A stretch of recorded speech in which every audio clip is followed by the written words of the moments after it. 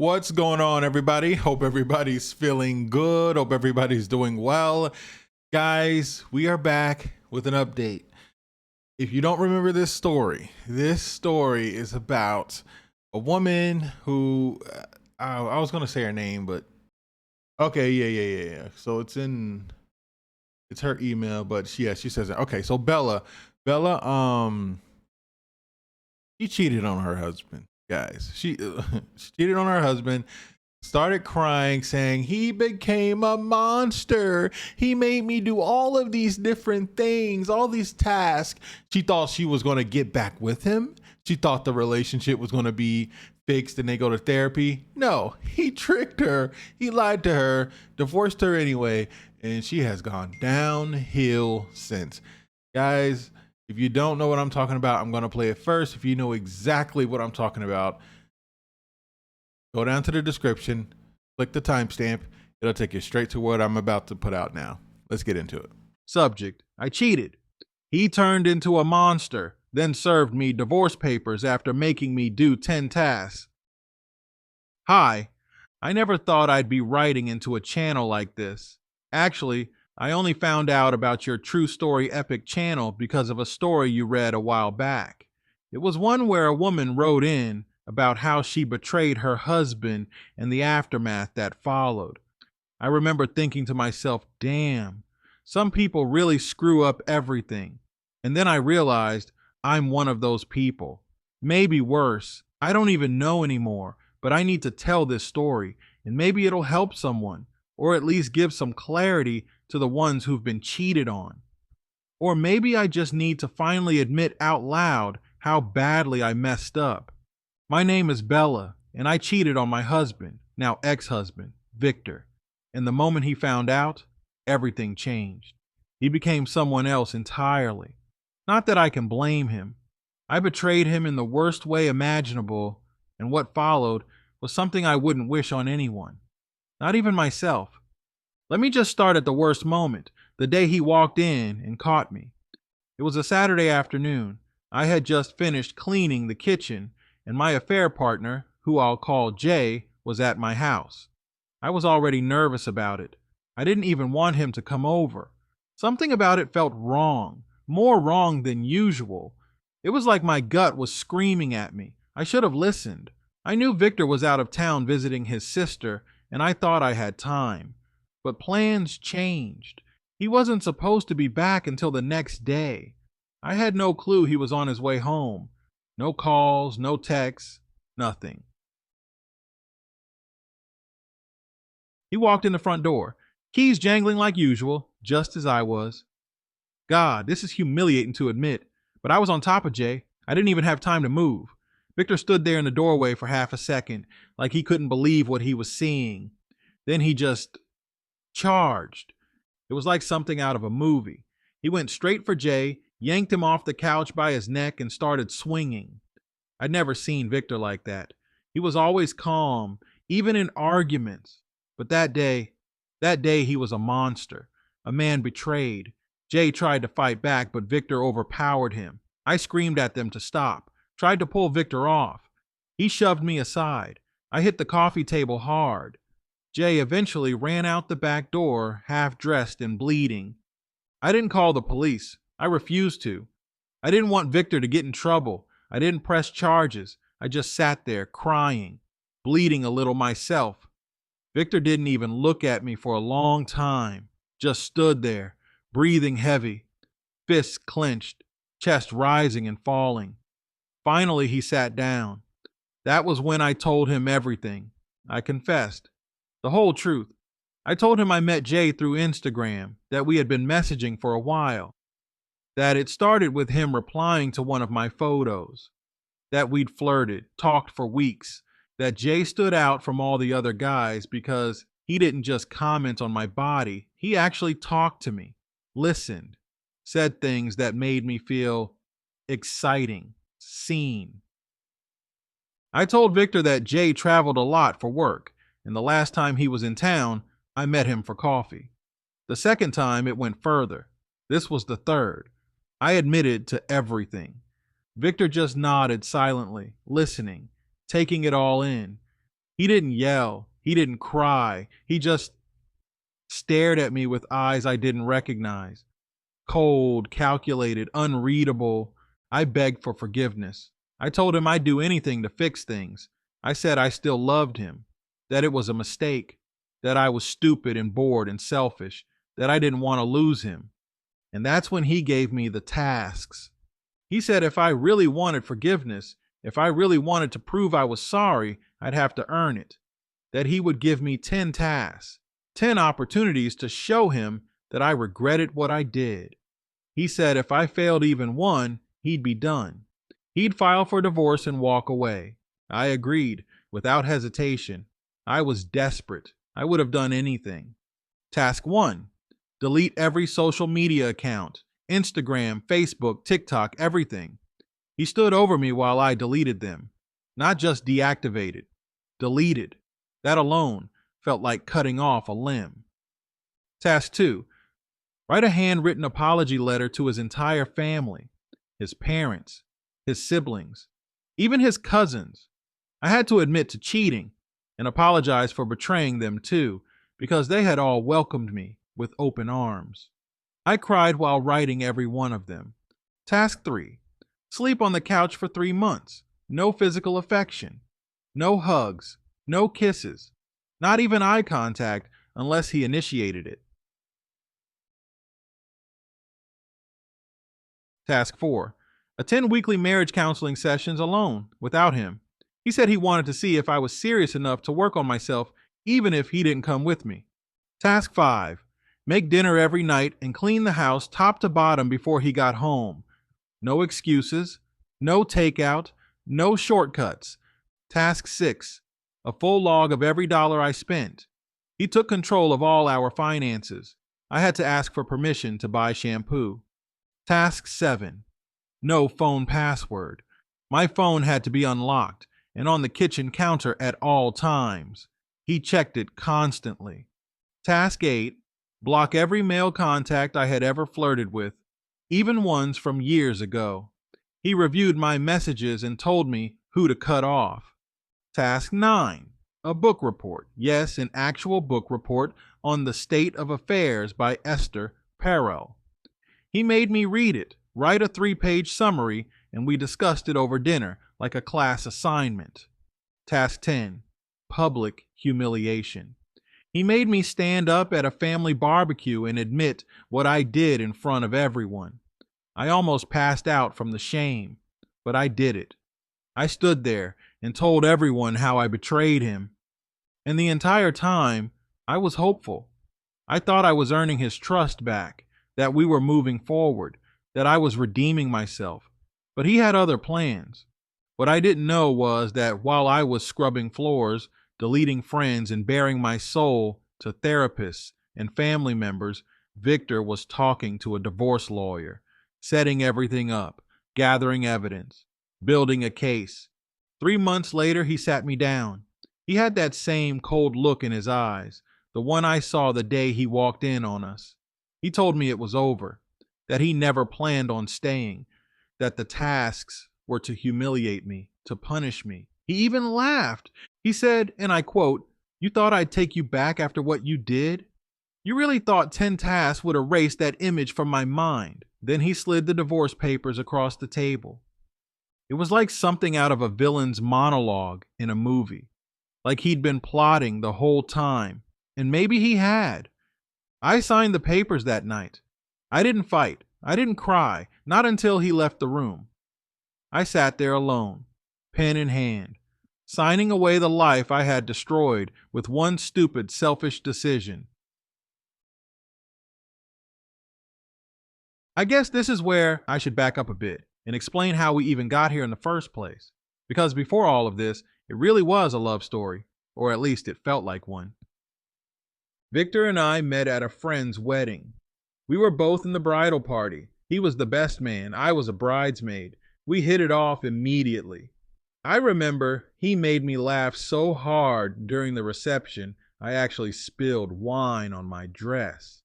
He helped me clean it off, and we ended up sitting outside for hours talking about everything: music, movies, travel, dreams. He was warm, charming, sincere, not flashy, but steady. We started dating a week later. It was easy, effortless. We never fought. We just worked. After a year and a half, he proposed, a small beach ceremony. We didn't want kids, and we both agreed we'd rather travel, build our careers, and focus on each other. Marriage was beautiful in the beginning. Dinners together, Sunday morning coffee, lazy movie nights, travel every few months. We had a rhythm, but somewhere along the way, I let myself get bored. That's the truth of it. It wasn't Victor. It was me. I wanted attention. I wanted excitement. I got addicted to validation, posting pictures, watching the likes come in, the DMs, the flirty comments. Jay was just one of many, honestly, but he was persistent, funny, bold. And when he said he was traveling to my city and wanted to meet, I didn't say no. I should have, but I didn't. He wasn't even special. It wasn't love. It was just chaos, a break from normal. And in exchange for that moment of thrill, I lost everything. I think the worst part is I saw it coming. When Jay asked to come over, I hesitated. I had this awful feeling in my stomach. I almost told him not to come, but I ignored it. I thought, what are the chances? But the chances were 100%. I got caught, and I ruined my life. Victor won't talk to me now. I haven't seen him since the day I signed the papers. I heard from a mutual friend that he moved out of the city, got a new job, started fresh. Good for him. He deserves peace. Me? I'm in therapy. I'm still ashamed. I deleted Instagram. I haven't dated since the divorce. I don't think I even want to. I still sleep on the couch sometimes. I guess part of me still thinks I deserve it. I don't expect sympathy. I don't expect forgiveness. I just wanted to share this because maybe someone out there is on the edge of making the same mistake. Maybe they're getting bored or tempted, or they think they can get away with it. Please hear me when I say it's not worth it. The moment of excitement you're chasing, it can burn your whole world down. Thanks for reading. If you share this, I don't care if you use my name. I've already faced everyone else. I can face the internet too. Bella. Subject: Bella. Follow-up. Thank you for your reply. Please add this update when you publish my story. Hi again. I wasn't expecting a reply when I sent in my first email. I wrote it late at night, right after one of my worst therapy sessions. I honestly thought it would just end up in some forgotten inbox, buried under 1,000 other confessions from people who messed up their lives. So when I saw your response, when I realized you had actually read my email, it stopped me in my tracks. Thank you. Truly, from the bottom of my heart, thank you for listening. Thank you for not dismissing me, even though I probably deserve it. You didn't make excuses for me, and you didn't sugarcoat anything. But you made space for my story, and for someone like me who burned every bridge she had. That means more than you know.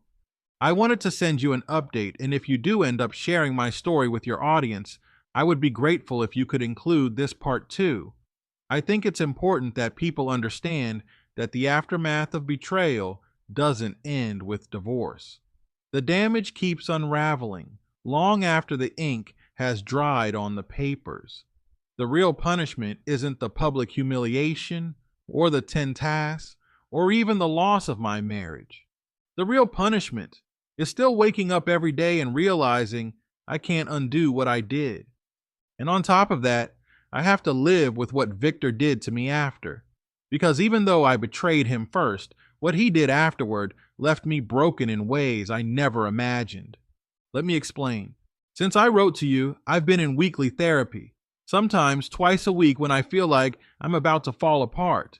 And the truth is, some days I still feel like I'm falling apart.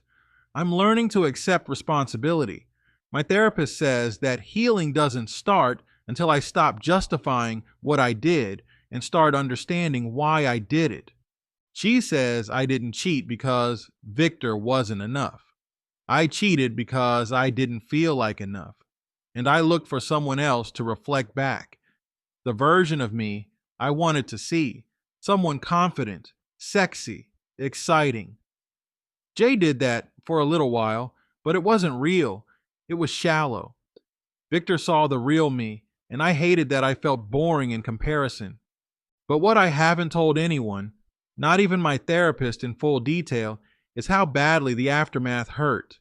Not just emotionally, but physically too. You see, I've always stopped short of calling Victor abusive, even after everything. But I'm starting to see that what he did was abuse. It wasn't just the humiliation or the emotional games. Some of it left scars, literal ones. I didn't go into detail about that night in my first email. I glossed over it, partly because I was ashamed, and partly because I didn't want to paint Victor as a villain when I had been the one to betray him. But the truth is, the night he caught me, when he threw me off Jay and shoved me into the table, I hit my ribs so hard I cracked one. I told the ER nurse I fell while cleaning. Later that week, when I tried to talk to Victor again, he was still in that cold, seething state. He didn't hit me again, but he would throw things, plates, books, cups, if I spoke out of turn. Once I forgot to add garlic to his dinner, which used to be an inside joke between us, and he threw the whole plate across the room. The glass cut my arm. Another time, I left my phone in the bathroom instead of the kitchen counter, and he yanked it from my hand so hard he sprained my wrist. Again, I didn't go to the doctor. I wore long sleeves and ice packed it at night. I told myself I deserved it, that this was the price of betrayal, that maybe if I took the punishment quietly, he would see how sorry I really was. But now, I'm starting to understand how deep the manipulation ran. Those 10 tasks weren't about forgiveness. They were about power. He wanted to control every aspect of me. He wanted to strip me of all autonomy, all dignity. And I let him because I was too ashamed to fight back. I thought that if I pushed back, it would just prove I hadn't changed. So I took it. I took all of it. Even after he served me the papers and delivered his little villain monologue, God, I still remember the way he smirked as he said, "You thought 10 chores could wipe the slate clean." Even then, I told myself I had earned that moment. But the trauma lingers. I have panic attacks now. I can't be around yelling.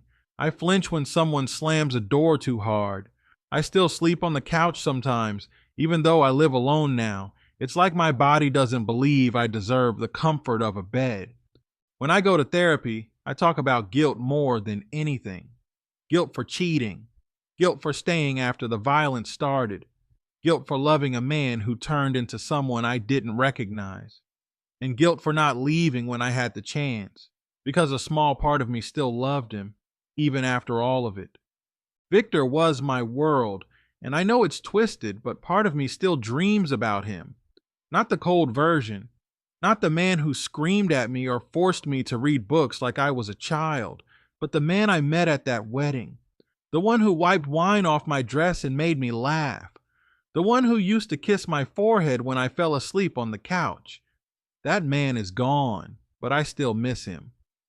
Sometimes I walk by couples in the grocery store and I feel like I can't breathe. I watch them argue about cereal or flirt over produce, and I remember what it felt like to have someone. And then I remember that I destroyed it, that I burned it down with my own hands. People say time heals, but right now, time feels like a slow drip of regret. I'm not dating. I don't know if I ever will again. I've tried to make peace with solitude. I'm learning to take myself on walks, to sit in silence without crying. I'm reading books that aren't about affairs or trauma. I'm trying to be someone who can look in the mirror without feeling disgust. But the scars linger. There's one on my left arm from the glass that shattered. It's small, but it's there. And there's another on my wrist, where the bone jutted funny for weeks after he twisted it.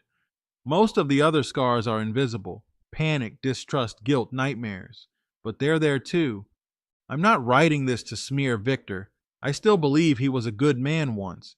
And maybe he snapped because he loved me too much. Or maybe I just brought out the worst in him. Maybe it's both.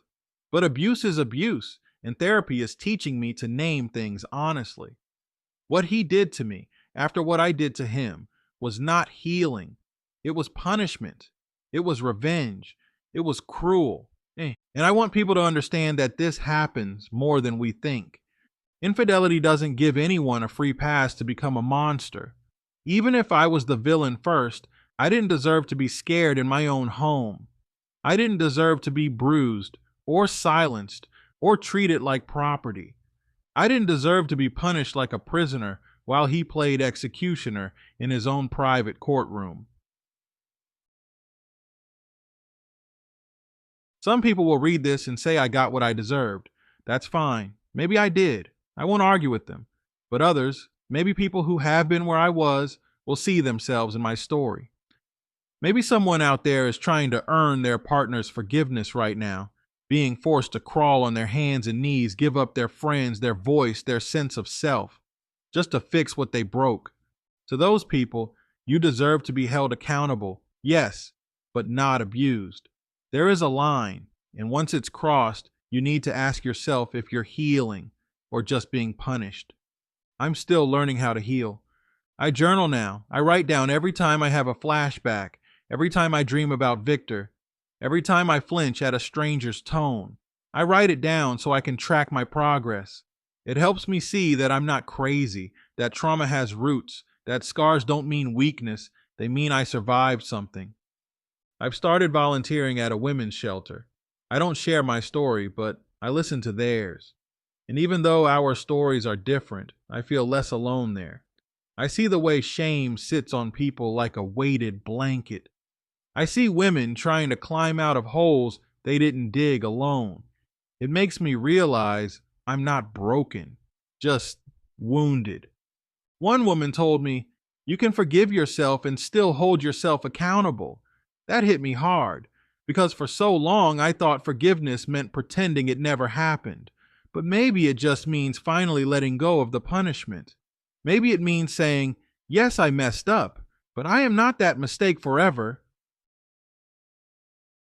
I don't know what the next year will look like for me.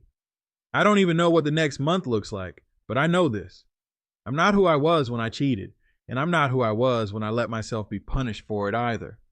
I'm somewhere in between, in the middle of the mess, still hurting, still healing. Thank you again for giving me a voice. If you do publish my story, I hope you include this update, because the story didn't end when he served the papers. It didn't end when Jay ran out the back door. It's still going. I'm still living it. And maybe one day I'll write again from a place of peace. But for now, this is the truth. Update when forgiveness isn't enough. Bella's journey to heal. Dear True Story, thank you again for reading and acknowledging my emails. Your platform has become something I never thought I would rely on. It's ironic, I only discovered your channel because I heard a woman confess to betraying her husband, and now here I am, 3 parts in, peeling back the layers of my own mistakes and shame. This is part 3 of my story. It's about what happens when you try to rebuild a life from the ruins you caused. When forgiveness, even if it's possible, just isn't enough. I call this part, when forgiveness isn't enough. The confrontation? I reached out to Victor because therapy wasn't working the way I expected. Sure, I was unpacking my trauma, doing the work, being honest, but there was always this invisible thread pulling me back, something unfinished. My therapist said closure wasn't something you get, it's something you create. That hit hard, so I reached out. Victor agreed to meet me. It was a Sunday afternoon, and we met at a small park we used to visit when things were good. I got there early, sat on a bench, and watched as parents played with their kids. It made me remember our decision not to have children. We thought we were too wild, too spontaneous for parenting. I still wonder if maybe we just knew it wouldn't last. When Victor arrived, I almost didn't recognize him. He had grown a beard. He looked stronger, like a man who had survived something and came out harder, colder. When our eyes met, I didn't see hate, I saw distance, and that stung more than any insult could have. I apologized. I told him how sorry I was, how I had been working on myself, and how I knew nothing could undo what I did. He let me speak. When I finished, he said, "Bella, I don't hate you. I don't even think about you anymore. You gave me the most painful gift, clarity, and for that, I'm actually grateful." That was it. I cried quietly. He left, and I sat on that bench for another hour, trying to understand how a love that once felt eternal had ended so peacefully. Therapy and scars. After that, I threw myself deeper into therapy. I tried different techniques: CBT, EMDR, journaling, mindfulness. I discovered layers of myself I had never explored, but there were days I left sessions more broken than I entered. Victor left scars. The physical ones faded, but the mental ones feel like they're tattooed on my soul. Loud noises make me jump. Angry voices trigger a cold sweat. And yet, I never reported him. Maybe I was afraid. Maybe I thought I deserved it. Maybe both. My therapist says I confuse punishment with redemption.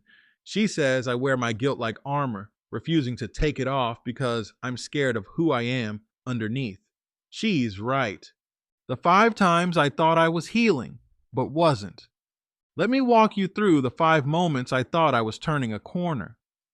5 moments that convinced me I was finally okay, only to drop me back into the pit of grief, regret, and shame. 1. The job that was supposed to save me. I got hired at a boutique marketing firm. It felt like a sign, a second chance. I bought a few new outfits, practiced my smile in the mirror, and tried to become the Bella I used to be before I cheated, before I lost everything. For a while it worked. I laughed at the water cooler. I made PowerPoints that got compliments. My boss called me a rising star. But then came the team lunch. One of the guys cracked a joke about cheating spouses and everyone laughed. I chuckled too, but my hands were shaking under the table. Then I heard 2 coworkers whispering. I didn't catch everything, but I heard clear as day. "She's the one who cheated on her husband." I never told anyone at work. It must have spread through social media. Mutual connections. Someone found out and shared it. I quit 2 weeks later. I told them it was for mental health reasons. It was the truth, just not the whole truth. 2. Dating again. His name was Marcus. He was gentle, kind, funny.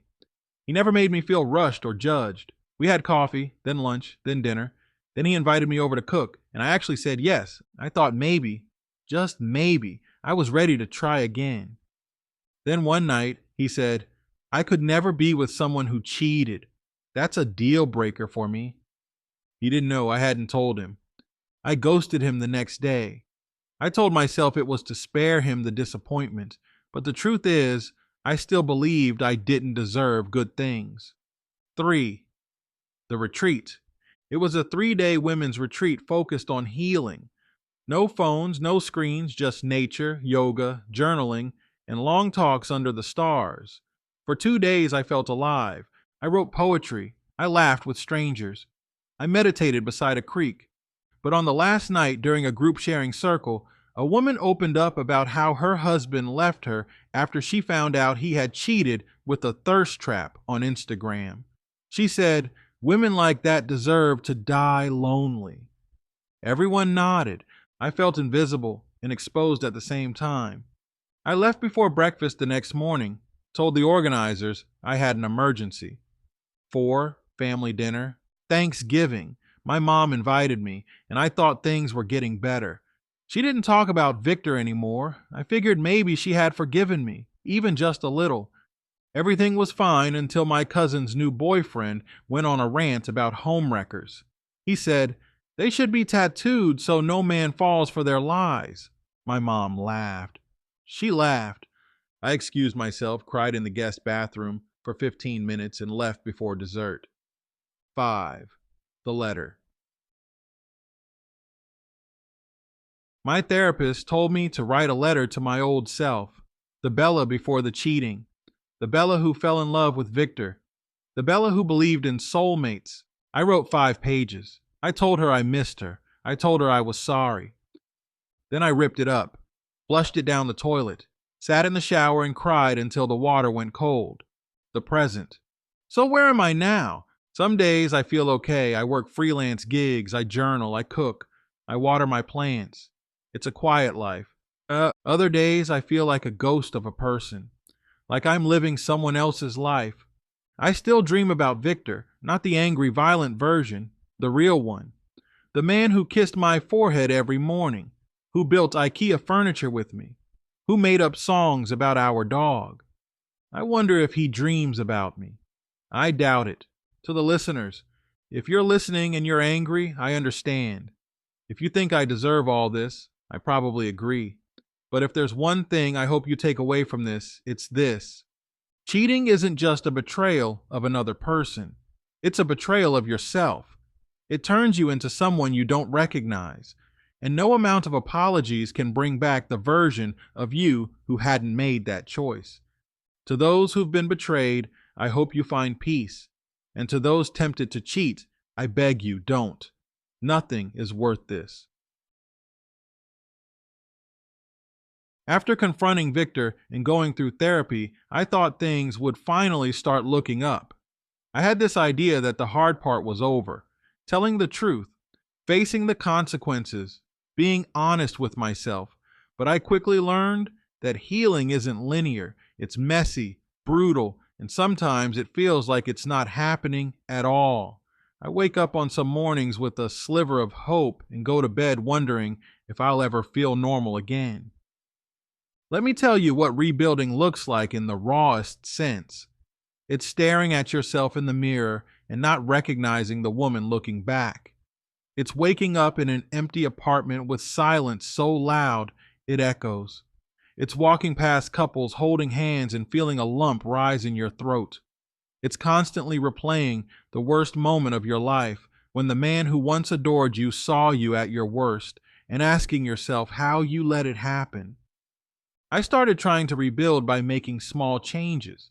I got a new job at a floral shop, hoping the beauty of flowers would add color to my gray days. I took up journaling, writing down my thoughts, dreams, and apologies that will never be read. I went to therapy twice a week. I tried to establish a routine. Wake up, eat a healthy breakfast, walk in the park, go to work, come home, read, sleep.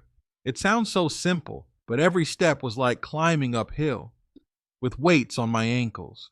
But just like in part 3, where I shared the 5 moments I thought things were getting better only for them to crash down, I faced new, more subtle failures in my attempt to rebuild. Failure 1, the relationship rebound. About 6 months after Victor and I officially divorced, I met someone new. He was kind, soft-spoken, and patient. He knew a little about my past because I was honest up front. We went on a few dates, and for a moment I let myself believe maybe love was still possible for someone like me. But it was a fantasy. I wasn't ready. I was trying to fill a void that therapy hadn't yet touched. I found myself comparing him to Victor constantly. His laugh, his way of speaking, how he treated me. Worse, I began resenting him for not reacting with the same passion Victor once did. I sabotaged it, pushing him away when he got too close. I ghosted him for 3 weeks before finally admitting I wasn't ready. He left without a word. Failure. 2. Returning to social media. I thought I could handle it. I told myself I was different now. I created a private Instagram account to follow a few self-help pages, motivational quotes, and mental health communities. But it wasn't long before the temptation crept back in. I began posting again. Just pictures of coffee, books, sunsets, innocent things. But then came the attention, the likes, the messages. At first I ignored them. Then I replied, just small talk, nothing serious. But then a man started complimenting my pictures, saying things Victor used to say when we were in love. I felt seen. I told myself I wasn't doing anything wrong until one night I realized I was doing it again, entertaining someone I knew I had no future with just because I wanted to feel wanted. I deleted the account and cried for hours, ashamed and afraid I was falling into old habits. Failure 3, reaching out to Victor. This was the one that broke me the most. I don't even know what I expected, but I wrote Victor a long letter, handwritten. It was a mixture of apology, updates, and things I wished I had said before the divorce. I told him how therapy was going, how I still think of the early days, how I see now that love isn't enough when trust is gone. I told him I didn't expect anything. I just wanted him to know that I'm trying to become a better woman. I mailed it. No return address, no signature, just Bella. A month passed, nothing. Then one day I received a short email. I got your letter. I hope you find peace. Please don't contact me again. That was it. No anger, no emotion, just finality. I read it over and over again. I knew I had no right to expect anything, but the coldness in those words cut deep. I didn't sleep for days. Failure 4, a bad therapy session. I had a panic attack during a therapy session. It came out of nowhere. We were talking about childhood, how I always felt the need to be adored, validated, and praised. My therapist asked me, "Do you think you mistook attention for love?" That hit something raw in me. My chest tightened, my hands shook, and I couldn't breathe. I started crying uncontrollably and ran out of the room. I didn't go back for 3 weeks. When I finally returned, I sat in the parking lot for 45 minutes before walking in. Therapy is hard. It peels back layers you didn't even know existed. And sometimes it makes you hate yourself all over again. Failure 5, family disconnection. One of the worst parts of all this has been how my relationship with my family changed. My mother was supportive at first, but after learning all the details, she grew distant. She was never close with Victor, but she respected him. My father barely speaks to me now. At a family dinner, my sister made a joke, something along the lines of, "Well, Bella would know about betrayal." The table went silent. I laughed it off, but I felt my cheeks burn. I left early that night. I sat in my car and realized that while I'm trying to rebuild my life, there are still people in it who only see me for my worst mistake. Maybe that will never change. Despite all of this, I am still trying. I have moments, fleeting ones, where I feel a spark of joy. Like when I helped a bride pick out the perfect bouquet at the shop and she hugged me afterward. Or when I read a chapter of a book that feels like it was written just for me.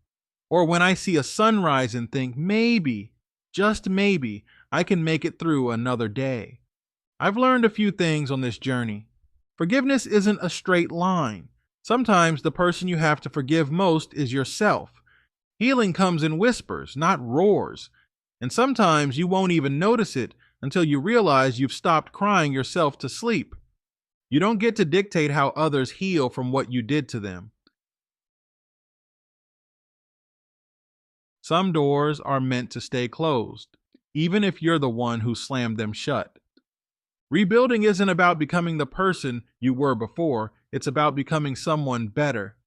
Victor, if you ever hear this part of my story through this channel, I want you to know that I understand. I understand why you walked away. I understand why you couldn't forgive me. And I understand now the depth of what I destroyed. I hope wherever you are, you've found peace. To anyone listening who has made a mistake they think they'll never recover from, I want you to know you can rebuild, but it won't look like what you imagine. It'll be painful, humbling, and lonely at times, but every small step matters. This is not a redemption story, not yet, but it's a real one. It's mine.